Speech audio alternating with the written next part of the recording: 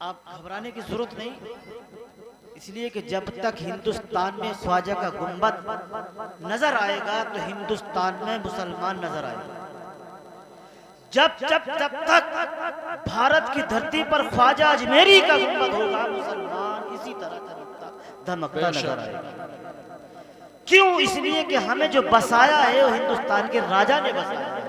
जब हिंदुस्तान में रहने वाले ऊंट न उठ सके तो हिंदुस्तान के मुसलमान भी पाकिस्तान जाने वाले नहीं। एक बात, जब पाकिस्तान से 2% नहीं आ सकते हिंदू, तो 10% मुसलमान भी नहीं जा सकते। इसलिए घबराने की जरूरत नहीं। किसी शायर ने कहा, मुसलमानों तुम्हें जालिम हुकूमत क्या डराएगी, मुसलमानों तुम्हें जालिम हुकूमत क्या डराएगी। सजा लो जिक्र हैदर, लब पे ताकत कभी कम नहीं होगी। लाख तुम सितम कर लो, लाख तुम जतन कर लो, मगर इस्लाम की शोहरत कभी कम नहीं होगी। वक्त कम है, इसलिए कुछ बोलना था, हालात के तनासुर में कुछ कहना था। हमारे इस धरती पर, मंडी पर हर एक नौजवान आलिम नजर बनता रहा है। अब यूट्यूब की दुनिया पर सुनने के बाद ये सोच रहा कि मैं आलिम बन गया। जिसने ये दावा करा मैं आलिम बन गया, वो काम से गया। और जिसने ये समझा कि मैं आलिम का गुलाम बना, वो यहाँ भी कामयाब हो गया, वहां भी कामयाब हो गया। आज हर इंसान अपने आप को आलिम बन रहा है। इसलिए मैं बोल रहा हूं कि हदीस का पता नहीं कि हदीस का मफहूम क्या है, पता नहीं कि हदीस की तारीफ क्या है। यूट्यूब पे सुना और उस पर अमल कर लिया कि फला मौल साहब ने ऐसा कहा, फला मौल साहब ने ऐसा कहा। इसी मंडी पर कुछ नौजवान हमारे ऐसे उभरे, मैं नाम लेकर भी कह सकता हूँ कि वो अपने आप को आलिम से रफादैन करना शुरू कर दिया। रफादैन की हदीस में आया, मैं अभी 25 हदीसें मोबाइल पर, मैं टाइम नहीं है हजरत को जाना, मुझे 10-20 मिनट बोलना भी था। 25 हदीसें मैं मोबाइल पर लेकर आया हूँ।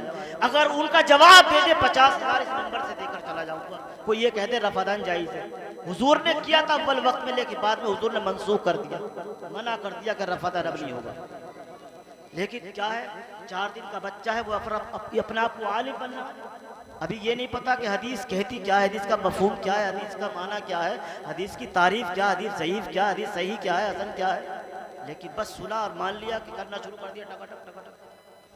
अरे अल्लाह फरमाता है फसलू अहल ज़िक्र इन कुंतुम ला तालमून, जो तुम ना जानते हो वो अहले इल्म वालों से पूछ लो। बेशक ये अल्लाह ने कुरान शरीफ में फरमाया 17वें पारे, फसलू अहल ज़िक्र, जो तुम ना जानते हो वो अहले इल्म वालों से पूछ लो जो हमसे बेहतर हो, ताकि हमारी रहनुमाई हो जाए। अगर जिसने अपने आप पर कयास किया, अपने दिमाग को चलाया, यहाँ भी बर्बाद हो जाएगा, कब्र की मंजिल भी बर्बाद, अजर की मंजिल भी बर्बाद। तो इसीलिए हमें चाहिए कि अगर हमें कोई मसला हमारे जहन से टकराए तो वो उसको उलझने की जरूरत नहीं, बल्कि आलिम से पूछे, उसका रास्ता करे। मेरे पास 25 हदीसें मेरे पास है, आलिम साहब इस पर थोड़ी सी रोशनी डालेंगे।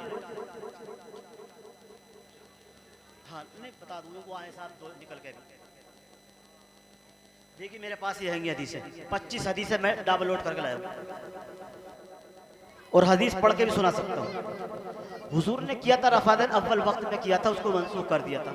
लेकिन अगर रफादैन करना ही है तो वो रफादैन कीजिए जो हमारे आइम्मा बुजुर्गान दीन ने किया, वो सऊदी वाला रफादैन नहीं, जो हुजूर को मरा मुर्दा जानते हो, जो ये जानते कि हुजूर को इल्म गैब नहीं, जो जानते हुजूर को दीवार के पीछे का पता नहीं, जो ये जानते हो कि हुजूर शफात नहीं करा सकते, हुजूर को इख्तियार नहीं, किसी चीज के मालिक को मुख्तार नहीं। वो रफादैन ना आज जायज ना कल जायज, पर रफादैन वो जायज है जिनका अकीदा वो है। आप सोच से कीजिए, वो रफादैन जिनका अकीदा ये हो कि हुजूर हाजिर और नाजिर है, हुजूर को इल्म गैब भी है, हुजूर क़यामत तक का इल्म जानते हैं, हुजूर कब्र में भी आएंगे, हुजूर शफात भी कराएंगे। वो अकीदा रखिए, वो अकीदा नहीं जो आज के सऊदी अहले हदीसों का है, गैर मुक़ल्लिदीन का है। उनका अकीदा ये है, वो गैर मुक़ल्लिदीन वहाबी हैं जिनका अकीदा न हुजूर का न यहाँ काम आएंगे न कब्र में काम आएंगे, न हुजूर को शफात करेंगे न कब्र में आएंगे, न हुजूर को दीवार के पीछे का पता। अरे जिनका अकीदा ये हो उनका ईमान क्या मुकम्मल होगा, उनके पास क्या दलील होगी। कितने बड़े आलिम हैं आप, हदीस मुझे बता दीजिए कौन सी सही हसन ज़ईफ है, बताइए। ये हदीस का ही पता ना। जब कुरान ये कहता है फस्अलू अहल ज़िक्र इन कुंतुम ला तालमून, जो तुम ना जानते हो वो अहल इल्म वालों से पूछ लो, जो आपको अच्छा लगे इल्म वाला हो पूछिए, रहनुमाई कीजिए। क्यों अपने आप को यूट्यूब की दुनिया बैठकर कर लिया, बताइए। अकीदा दुरुस्त कीजिए पहले। अकीदा दुरुस्त है तो नमाज भी दुरुस्त है, और जब अकीदा दुरुस्त ना होगा ना नमाज दुरुस्त ना नमाज काम आएगी, ना रोज़ा काम आएगा, ना हज काम आएगा, ना ज़कात काम आएगी, ना जलसा जुलूस काम आएगा, कुछ काम ना आएगा। अकीदा दुरुस्त होगा तो सारा काम आएगा, यहाँ भी कब्र में हश्र में सब में। अकीदा वो लाइए जो हमारे इमाम आज़म का है, अकीदा वो लाइए जो बड़े पीर साहब का है, वो अकीदा लाइए जो इमाम शाफी, इमाम मालिक, इमाम अहमद बिन हंबल का है, और वो अकीदा लाइए जो हमारे अइम्मा बुजुर्गान दीन का है, ख्वाजा साहब का, साबिर साहब का, निज़ामुद्दीन कुतुबुद्दीन साबिर पाक, वारिस पाक, शाहमदार साहब, सब इन अकाबिरीन का अकीदा लाइए। आप कीजिए शौक से, क्या करना आपको, लेकिन वो अकीदा लाए जो आज के गैर मुक़ल्लिदीन वहाबी का है, तो ना आज रफ़दन जायज़ है, ना कल जायज़ है, ना क़यामत तक जायज़ है।